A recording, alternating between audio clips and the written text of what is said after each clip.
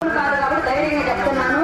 ప్రతి కులానికి, బీసీలకి, ఎస్టీలకి మైనారిటీ ఎప్పుడు పవన్ కళ్యాణ్ అవసరం ఉంది. సొంత కులాన్ని ఎత్తికొని మిగతా కులాలందరికీ ప్రభుత్వాలకు ఇంత ధర్మగీతలు పాడేద్దాం.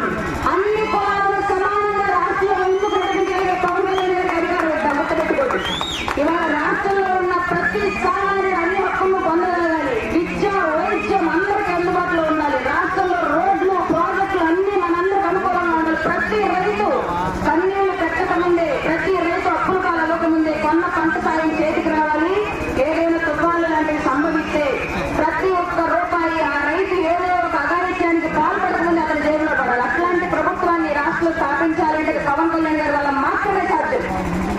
స్టీల్ ప్లాంట్ ప్రైవేటీకరణ విషయంలో పొత్తులో ఉన్నారని తెలిసినప్పటికీ కూడా మోడీని ఎదిరించిన వ్యక్తి రేపొద్దున ఉమ్మడిగా ఒక పార్టీతో ప్రభుత్వాన్ని స్థాపిస్తే అవతల వ్యక్తులు మిస్టేక్ చేస్తుంటే చూస్తూ ఊరుకుంటాడా? ఎదురుచడా?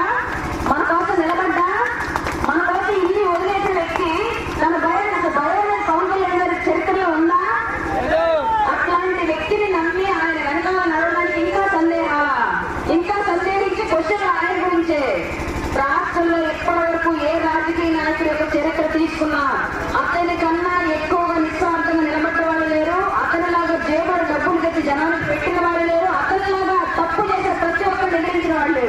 కాబట్టి మీకు ఎలాంటి సందేహాలు అక్కర్లేదు. మీరు ఏ కులం నుండి, ఏ ప్రాంతంలో ఉండి ఆంధ్ర రాష్ట్ర ఓటరు కనుక అయితే రాబోయే రోజుల్లో 24లో జరిగే ఎలక్షన్ లో మీ ఓటు జనసేన, టీడీపీ ఒక్కరు అత్యధిక పడాలి. ఎక్కడ చూసినా సరే ఎవరు నిజానికి ఎంత అంటే కనుక్కోలేని చెప్పుకోగలిగే ఉండాలి. అట్లాంటి పరిస్థితి కొనుగోలు నియోజకవర్గం నుండి గుంటూరు జిల్లాలో ఉన్న అన్ని సీట్లు ఒక్కడు కూడా వైసీపీకి పోకుండా ప్రతి ఒక్కరు కష్టపడి పనిచేసి 24లో నా ప్రభుత్వం జనసేన, టీడీపీ ఒక ప్రభుత్వం. మరి మీది జనసేన